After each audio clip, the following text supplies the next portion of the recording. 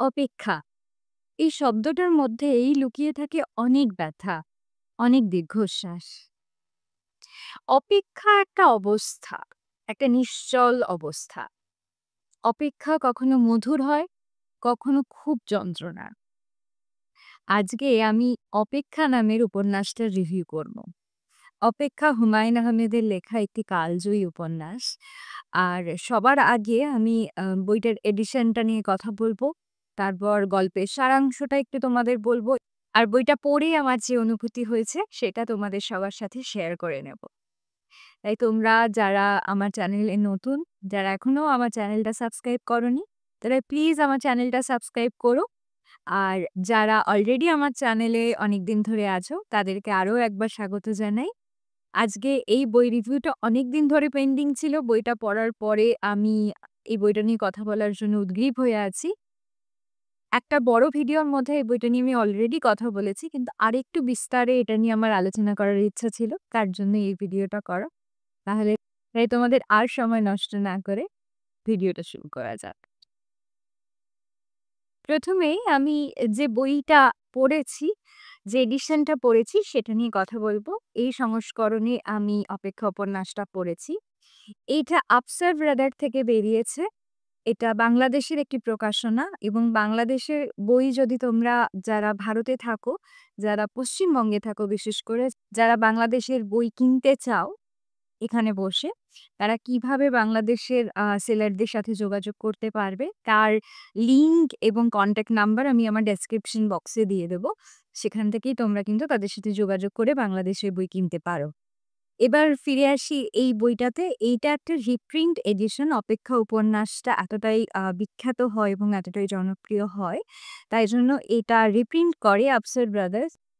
এই অপূর্ব সুন্দর প্রচ্ছদ ডিজাইনটা করেছেন ফরিদুর রহমান রাজী।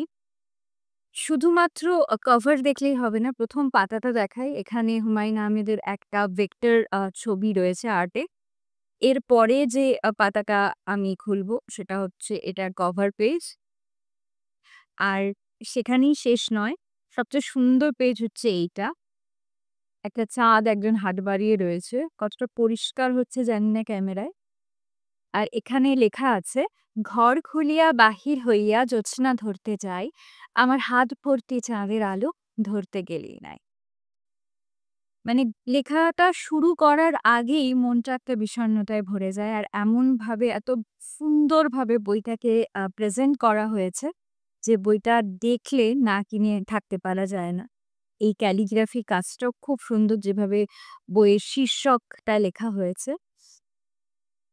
পুরোপুরি একটা সুন্দর বই এবং বইয়ের লেখা কতটা সুন্দর সেটা নিয়ে তো আমি এবার আস্তে, আস্তে কথা বলবই তোমাদের সাথে। আগে কভারটা থেকে একটু বলি, যেভাবে কভারে বইটাকে ডেসক্রাইব করা হয়েছে। মানুষের জীবন কি চক্রের মতো? চক্রের কোনো শুরু নেই, শেষ নেই। মানব জীবনও কি তাই? রহস্যময় চক্রের ভেতর এই জীবন ঘুরপাক খেতে থাকে। শুরু নেই, শেষ নেই, চক্র ঘুরছে। এই চক্রের ভেতর ঘুরপাক খেতে, খেতে অপেক্ষা করে কেউ, কেউ কিংবা সকলে। কিসের অপেক্ষা? গল্পটা শুরু হয় সুরাইয়াকে দিয়ে। সুরাইয়ার একটা খুব সুন্দর সাজানো সংসার আছে। তার স্বামী রয়েছে, কয়েকদিনের জন্য তার সাথে তার শাশুড়ি মা এসে রয়েছেন, বৃদ্ধা শাশুড়ি মা। আর সুরাইয়ার একটা ছোট্ট বাচ্চা ছেলে আছে, তার নাম ইমন। এবং এই বাড়িতে সুরাইয়া, তার স্বামী, তার ছেলের সঙ্গে থাকে সুরাইয়ার দেওর বা ইমনের যে কাকা। এই একটা ছোট্ট ছিমছাম খুব সুখী পরিবার, মধ্যবিত্ত পরিবার। এই পরিবারে আচমকা ঝড় নেমে আসে যখন সুরাইয়ার স্বামী একদিন আর বাড়ি ফেরে না। সে নিখোঁজ হয়ে যায়। অফিস থেকে আসে, বাড়ি ফেরে না। তার জন্য সুরাইয়া প্রতীক্ষা করতে থাকে, রাত জাগতে থাকে। পরের দিন সকালেও কোনো খবর মেলে না এই মানুষটা। হঠাৎ করেই মানুষটা যেন কর্পূরের মতো উবে যায়, নিখোঁজ হয়ে যায় এবং পুলিশেও খবর দেওয়া হয়। কোনো রকমেরই মানুষটার সম্বন্ধে হদিশ কেউ দিতে পারে না। কাহিনী এভাবেই শুরু হয়। এই গোটা বইটা জুড়ে ১ম এই অংশটার পরে সুরাইয়ার স্বামীকে বা ইমনের বাবাকে আমরা দেখতে পাই না। তার উপস্থিতিটা রয়েছে সুরাইয়ার অপেক্ষার মধ্যে। সুরাইয়া অন্ধবিশ্বাসে অপেক্ষা করতে থাকে যে একদিন তার স্বামী ফিরবে আর সবকিছু আগের মতো হয়ে যাবে। এই যে অপেক্ষাটা, এই অপেক্ষাটা তার জীবন তো নষ্ট করে দেয়ই, আর তার জীবনের সাথে জড়িয়ে থাকা সব মানুষের জীবন কিন্তু নষ্ট করে দেয়। সুরাইয়ার ছেলে ইমন আস্তে, আস্তে বড় হয়ে ওঠে এই বইটাতে, এবং ইমনের বেড়ে ওঠাটা ভীষণই একটা গুরুত্বপূর্ণ ঘটনা এই বইটার মধ্যে। এবং আমরা গোটা গল্পে শুরুতেই সুরাইয়াকে আ প্রধান চরিত্র ভাবলেও আস্তে, আস্তে কিন্তু ইমনের সাথেই রিলেট করতে শুরু করি বেশি। এবং ইমন এমন একটা চরিত্র যে ছোটবেলাতেই জীবনের এমন ভাঙা-গড়া দেখে ফেলেছে, এমন একটা ট্রমার মধ্যে দিয়ে গেছে, এবং নিরন্তর এমন একটা অবস্থার মধ্যে দিয়ে তাকে থাকতে হচ্ছে যে পাঠক খুব একাত্ম বোধ করে তার চরিত্রের সঙ্গে। তার প্রতি সহানুভূতি জাগে পাঠকের। সুরাইয়া আস্তে, আস্তে এই অপেক্ষার জন্য নিজের যে মানসিক শান্তি বা মানসিক যে বলা যেতে পারে ভারসাম্য, সেটা হারাতে শুরু করে। এত বড় একটা ঘটনা আকস্মিকভাবে তার জীবনে ঘটে যায়, সেটা যেকোনো মানুষের জীবনকেই ওলটপালট করে দেবে, এবং সুরাইয়াকে সেটা খুব গভীরভাবে আঘাত দেয়, এবং তার ফলে সে মানসিকভাবে আর ওই জায়গাটাতেই থাকে না যে নিজেকে সামলে, নিজের সন্তানদের সামলে সে সুস্থভাবে বাঁচবে। এর মধ্যেই ইমনের বোন সুপ্রভার জন্ম হয়। যেদিন ইমন আর সুপ্রভার বাবা নিখোঁজ হয়, সেই দিনই ইমনের বোন সুপ্রভার জন্ম হয়, এবং সুপ্রভা হচ্ছে সেই জনম দুঃখিনী একটা চরিত্র, যে জন্ম থেকেই বাবাহারা, এবং তার জন্মের পরই মা তাকে অভিশাপ দিতে শুরু করে, এবং মানে সুরাইয়া নিজের সমস্ত যে ক্ষোভ, নিজের সমস্ত জ্বালার একটা প্রকাশ করার জায়গা হিসেবে সুপ্রভার মতো একটা শিশুকে বেছে নেয় এবং তাকে ঘৃণা করতে শুরু করে। এই যে ৩ টে চরিত্র মূলত সুপ্রভা, ইমন এবং সুরাইয়া, এদের যে সম্পর্কটা, সেটা এতটা অম্ল-মধুর একটা সম্পর্ক, এত যন্ত্রণা, এত কষ্ট রয়েছে, এবং এত বাস্তবের মতো করে দেখানো হয়েছে, যেখানে কোনো চরিত্রকে কিন্তু গ্লোরিফাই করার চেষ্টা করা হয়নি। মানে প্রত্যেকটি চরিত্রের মধ্যেকার যে বিরক্তি, ক্ষোভ, দুঃখ, সবকিছুকে খুব মানবিকভাবে হুমায়ূন আহমেদ কিন্তু এখানে তুলে ধরেছেন। সুপ্রভার চরিত্রটা পড়লে আমার খুব দুর্গার কথা মনে পড়ে। পথের পাঁচালী দুর্গার কথা বলছি। কেন মনে পড়ে সেটা আমি বলতে পারব না। কারণ অনেক কিছু আছে যে ইমোশনাল কানেকশন গুলো হয় সেই চরিত্রের সাথে। ভীষণ প্রিয় একটা চরিত্র আমার হয়েছে সুপ্রভা। ২ পার্শ্ব চরিত্র যারা এই কাহিনীর মধ্যে খুব উজ্জ্বলভাবে উপস্থিত রয়েছেন। তাদের মধ্যে একজন হলেন ইমন আর সুপ্রভার কাকা, আর একজন হলেন ইমন আর সুপ্রভার মামা। দুজনই খুবই গুরুত্বপূর্ণ চরিত্র এই কাহিনীতে। ১ম কথা তার কাকার কথা বলি। ইমনের যে কাকা, তার সঙ্গে ইমনের যে বন্ধুসুলভ একটা সম্পর্ক, একটা স্নেহের সম্পর্ক, সেটা খুব হার্ট ওয়ার্মিং। সেটা করতে ভীষণ ভালো লাগে। যখন সুরাইয়া নিজের মানসিক অবস্থার জন্য রীতিমতো তার সন্তানদের দগ্ধ করছে, খারাপ কথা বলে তাদেরকে মারধর করে, সেই সময় যে একটা শান্তি আমরা খুঁজি, সেই শান্তিটা আমরা পাই ইমনের সাথে তার কাকার সম্পর্কের মধ্যে দিয়ে। আবার যখন সুপ্রভার ওপর এত অত্যাচার হচ্ছে, সুপ্রভাকে এরকমভাবে তার নিজের মা ঘৃণা করছে, এই পরিস্থিতিতে সুপ্রভা একটা স্নেহের ছায়া পায় তার মামার কাছ থেকে, এবং সুপ্রভার সাথে তার মামার সম্পর্কটাও ভীষণই মিষ্টি। আপাতদৃষ্টিতে একজন ভীষণ গুরুগম্ভীর মানুষ, যিনি রাগী, নিজের ছেলেদের শাসন করেন, তাদেরকে রীতিমতো ভয় দেখান, সেই মানুষটা এই সুপ্রভার কাছে এলে ভীষণ স্নেহসুলভ হয়ে যান। তো এই যে বিভিন্ন মানুষের অন্য মানুষের সাথে সম্পর্ক কতটা বদলায়, এবং তাতে তার যে ব্যক্তিত্বের মধ্যে কতটা বদল আমরা দেখতে পাই, সেইটা খুব সুন্দরভাবে এই কাহিনীটার মধ্যে আমরা আস্তে, আস্তে ডিসকভার করি, যেটা আমার খুব সুন্দর লেগেছে, এবং সেটার কারণেই এইরকম একটা উপন্যাস ভীষণ ডিপলি কানেক্ট করে মানুষের সাথে। এবং যুগের পর যুগ ধরে যেহেতু মানুষের যে কোর ইমোশন তার কোনো পার্থক্য নেই। মানুষ যেভাবে ভালোবাসে, মানুষ যেভাবে হিংসে করে, মানুষ যেভাবে রাগ করে, মানুষ যেভাবে ঘৃণা করে, সেটা যুগের পর যুগ ধরে একইভাবে এক্সপ্রেসড হয়ে আসছে। এবং সেই এক্সপ্রেশনটা খুব ইউনিভার্সাল। সেটা আমার এই দেশের এই প্রান্তেও যেমন, সেটা পৃথিবীর অন্য প্রান্তে, অন্য সময়, অন্য যুগে একই থাকে। তো একটা উপন্যাস তখনই ক্লাসিক হয়, তখনই কালজয়ী হয়, যখন সে ইউনিভার্সাল ইমোশনটাকে সে ধরে নেয় বইয়ের মধ্যে এমনভাবে যে, যে যুগে পৃথিবীর যে প্রান্তে বসেই পাঠক পড়ুক, সে যেন একদম সেই অনুভূতিগুলোকে নিজের মতো করে অনুভব করতে পারে। এই বইটার মধ্যে সেই জিনিসটা কিন্তু ঘটে। ইংরেজি সাহিত্যে বা সিনেমাতে কামিং অফ এজ বলে একটা কথা রয়েছে। বা সেটা আরেকটু তাত্ত্বিক ভাষায় বিল্ডাংসরোমানও বলা হয়। যেখানে একটি চরিত্র একদম কাহিনীর শুরু থেকে শেষ অবধি ছোট থেকে বড় হয়ে ওঠে, ম্যাচিউর হয়ে ওঠে। যেরকম আমরা চার্লস ডিকেন্সের উপন্যাসগুলোতে দেখতে পাই। এখানেও ইমন সেইভাবে আমাদের চোখে একটা শিশু থেকে যে পরিষ্কার করে কথা বলতে পারত না, আধো, আধো কথা বলত, সেখান থেকে সে একটা পূর্ণবয়স্ক যুবকে পরিণত হচ্ছে এবং সে তার মায়ের ট্রমাটা থেকে নিজেকে ডিট্যাচ করতে পারছে এবং নিজেকে সম্পূর্ণভাবে আলাদা মানুষ হিসেবে দেখতে শিখছে। এই ঘটনাটা ভীষণ ইন্সপায়ারিংও এই বইটাতে। যারাই এমন একটা অবস্থার মধ্যে দিয়ে গেছে, যাদের শৈশবে খুব কঠিন এমন ঘটনা ঘটেছে যেটার জন্য তারা প্রস্তুত ছিল না এবং আম এমন হয়েছে যে তাদের অভিভাবকের জীবনে এমন ঘটনা ঘটেছে। সেই অভিভাবকদের মা কি বাবা তাদের না হিল হওয়া ট্রমা বা তাদের না গুছিয়ে উঠতে পারা জীবনের যে হতাশা এবং যন্ত্রণা, সেইটার কারণে যে ফ্রাস্ট্রেশনটা তাদের তৈরি হয়েছে, সেইটার একটা ভেন্ট করার জায়গা হিসেবে তারা নিজেদের ছেলেমেয়েকে ব্যবহার করেছে এবং সেখানে যে মা বা বাবার উপর সন্তানরা সবচেয়ে বেশি ভরসা করে। কারণ পৃথিবীতে মা-বাবাকে ১ম কথা আইডলাইজ করেই ছোটরা বড় হয়। সেখানে মা-বাবার সেই ছত্রছায়াটাই যখন একটা বিপজ্জনক জায়গায় চলে আসে, যখন সেটা অ্যাবিউস এর জায়গায় চলে আসে, তারা একেবারেই সেই জায়গায় নেই যে অভিভাবকের জায়গাটা বা অভিভাবকের ভূমিকাটা তারা পালন করবে। এই পরিস্থিতিতে যারা বেড়ে ওঠে, সেইসব সন্তানরা নিজেদেরকে সেই ট্রমাটা থেকে বার করতে পারবে কি পারবে না, এটা কিন্তু খুব ভয়ংকর একটা প্রশ্ন এবং ইমনের মতো চরিত্র সেটা করতে পেরেছে। এটা খুবই ইন্সপায়ারিং এবং আমার মনে হয় আমরা যারা পৃথিবীর এই প্রান্তে থাকি, ভারত, বাংলাদেশ, মায়ানমার, পাকিস্তান এইসব দেশে এশিয়ার এই আ দিকের যে দেশগুলো, তারা পলিটিক্যালি অনেক ভয়ংকর পরিস্থিতির মধ্যে দিয়ে গেছে।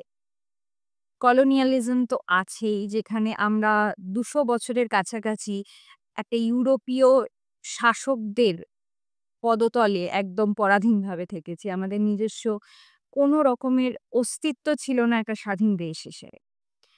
তার মধ্যেই ঘটে গেছে বিশ্বযুদ্ধ, তার মধ্যে ঘটে গেছে মন্বন্তর, তার মধ্যে মড়ক এসেছে এবং এখন যদি আমি প্যান্ডেমিককে এর সাথে যোগ করে দিই, কোভিড প্যান্ডেমিককে, তাহলে সব মিলিয়ে আমরা যেটাকে তৃতীয় বিশ্ব বলি, সেই তৃতীয় বিশ্বের মানুষগুলো খুব ভয়ংকর লাইফ থ্রেটেনিং সময়কালের মধ্যে দিয়ে গেছে।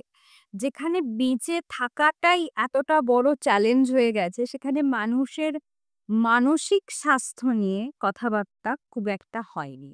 এবং মেন্টাল হেলথ ওভারঅল এই জিনিসটা নিয়ে অ্যাওয়ারনেসও তৈরি হয়নি। তাই একটা মানুষ ডিপ্রেশন ফিল করছে কিনা, মানসিক দিক থেকে ভেঙে পড়ছে কিনা বা তার সত্যি ট্রিটমেন্টের দরকার আছে কিনা বা তাকে সত্যি সারিয়ে তোলা যায় কিনা, এইসব নিয়ে আমাদের দেশে অ্যাওয়ারনেসটা কিন্তু এই যুগেও ভীষণই কম। এবং যখনই কোনো মানুষকে আমরা ফিজিক্যালি সাফার করতে দেখি তার জ্বর হয়েছে বা তার কোথাও আঘাত লেগেছে, সেটা যত তাড়াতাড়ি আমরা বুঝতে পারি, যত তাড়াতাড়ি তাকে সারানোর জন্য উদগ্রীব হয়ে উঠি বা তাকে সাজেশন দিতে শুরু করি, ততটাই কিন্তু উল্টো হয় যখন কেউ মানসিক বা দিক থেকে বিপর্যস্ত হয় এবং তাকে কিভাবে সাহায্য করা যায় এবং এটা যে আদৌ একটা অসুখ কিনা সেটাই অনেক মানুষ বুঝতে পারে না। তো এই বিষয়টাও কিন্তু এই বইয়ের মধ্যে খুব সুন্দরভাবে আমার মনে হয় ডিসকাস করা হয়েছে, যেটা খুব ইম্পোর্টেন্ট একটা জিনিস বাংলা সাহিত্যে ডিসকাস করা উচিত। যেভাবে সুরাইয়া চরিত্রটাকে আমরা দেখি, যেভাবে সে হঠাৎ রেগে যায়, হঠাৎ আ যা খুশি বলে দেয় এবং সেই কথা অন্য মানুষকে কতটা ভাবে আঘাত দিতে পারে বা তার সন্তানদের উপর কতটা এফেক্ট ফেলতে পারে, সেই সম্বন্ধে সে কিচ্ছু ভাবতে পারে না। কারণ সেই জায়গাতেই সে নেই।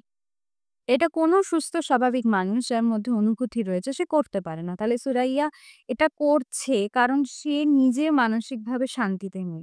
তো এই দিকে তাকে কেউ কিন্তু সাহায্য করতে পারে না। কারণ এই ব্যাপারটা নিয়ে আমরা ভাবিই না।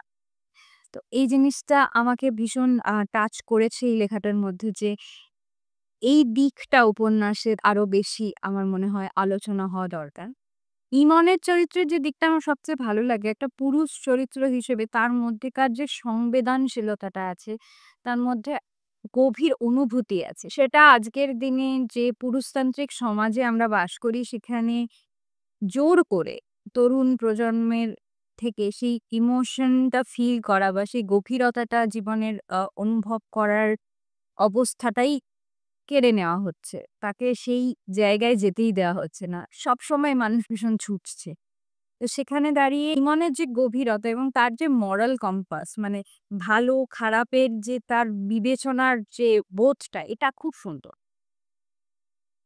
ইমনের ২ যে মাসতুতো ভাই তারা আমার খুব প্রিয় দুটো চরিত্র, যারা কিছু একটা পরিবর্তন আনার চেষ্টা করছে। তারা ভীষণ ফ্রাস্ট্রেটেড যে রাজনৈতিক এবং সামাজিক অবস্থায় এই প্রজন্মটা বাস করছে সেটা নিয়ে তারা ভীষণ ফ্রাস্ট্রেটেড এবং তারা সেটার পরিবর্তন করতে চায় এবং সেটা ভায়োলেন্ট ভাবে করতে চায়। আর তাদের চরিত্রের মধ্যেকার এই দিকটা কিন্তু ইমনের থেকে অনেক আলাদা এবং ইমন সেটাকে সমর্থন করে।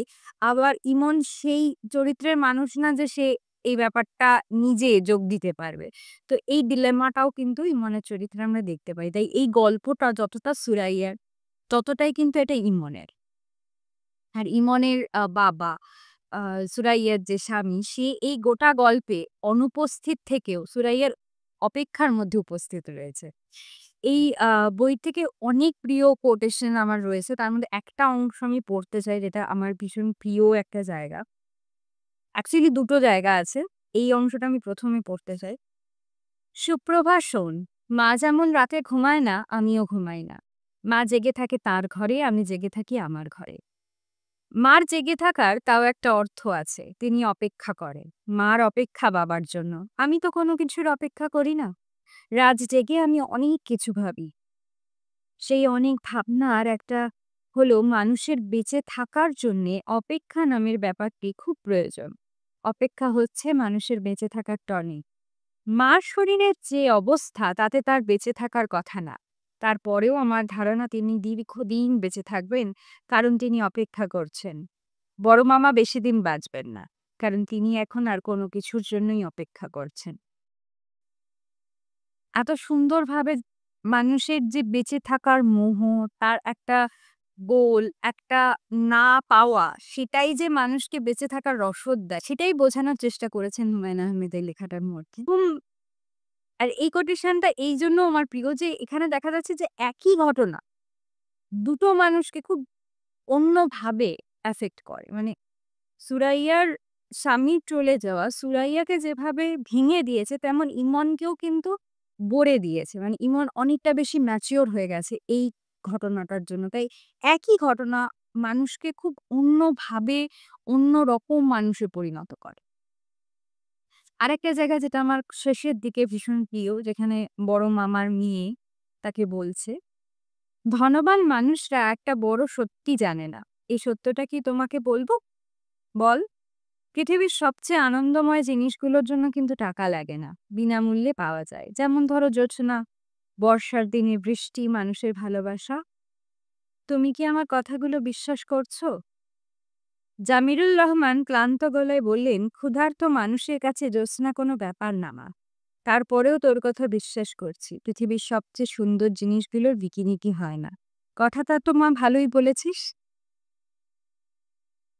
এখানেও আবারও দুটো পার্সপেক্টিভ আমরা দেখতে পাচ্ছি। লেখক নিজের যে মতামত বা নিজের সেটা পাঠকদের কাছে তুলে ধরছেন না। বরঞ্চ তিনি চরিত্রগুলোর নিজস্ব মতামত, তাদের পার্সপেক্টিভ গুলো পাঠকদের কাছে তুলে ধরছেন। এটাই কোনো মহৎ কথাশিল্পী কোনো মহৎ সাহিত্যিকের মহিমা যে নিজের উপস্থিতিটাকে আড়ালে রেখে তিনি তার চরিত্রদেরকে গ্রো করার একটা জায়গা দিচ্ছেন। এখানে একটা পুরনো জেনারেশনের মানুষ যিনি জীবনকে দেখেছেন, যিনি অভাব দেখেছেন, ক্ষুধা দেখেছেন, তিনি যেভাবে জীবনের আনন্দটাকে দেখেন সেখানে কিন্তু মানুষের অর্থ থাকা এবং মানুষের সামর্থ্য থাকা, পেটে ভাত থাকা ভীষণই একটা ইম্পোর্টেন্ট বিষয় এবং এইটা না থাকলে সে সুখী হতেই পারে না। এটা অভিজ্ঞতার সঙ্গে, সঙ্গে তার বিচারে এসেছে। আবার মানুষ যখন টাকার পেছনে ছুটতে, ছুটতে ক্লান্ত হয়ে যায়, যখন মানুষ বুঝতে পারে যে আমি জীবনটাই বাঁচিনি, তখন আবার এই তরুণ চরিত্রের পার্সপেক্টিভ দিয়ে ভাবতে হয় যে পৃথিবীতে আমরা যা পেলাম টাকা দিয়ে সেগুলো আমাদেরকে আসলে আনন্দ দিয়েছে না যা টাকা দিয়ে কেনা যায় না তাতে আনন্দ এসেছে। দুটো পার্সপেক্টিভই কিন্তু নিজের, নিজের জায়গায় ঠিক। তো এই জিনিসটা আমার ভীষণ ভালো লেগেছে এই বইটার মধ্যে এবং হুমায়ূন আহমেদের লেখার আমি খুব বড় ভক্ত হয়ে গেছি। আগে আমি মিসির আলি ছাড়া অন্য কিছুই পড়িনি হুমায়ূন আহমেদের এবং আমার মিসির আলির লেখা ভীষণ whimsical ভীষণ ভালো লাগতো। কোনো এরকম উপন্যাস আমি এই ১ম পড়লাম এবং আরো তার লেখা পড়ার জন্য আমি খুবই ইন্টারেস্টেড। আর এই বইটা আমার সারা জীবন মনে থাকবে কারণ এই বইটা এমন একটা বই যেখানে দুঃখকেও এমনভাবে লেখা হয়েছে, এত সুন্দরভাবে লেখা হয়েছে। খুব যে কাব্যিকভাবে লেখা তা না। খুব সহজ ভাষায় লেখা হয়েছে কিন্তু সেটা খুবই অন্তরে গিয়ে আঘাত করে এমনভাবে লেখা হয়েছে। ভীষণ সুন্দর একটা বই।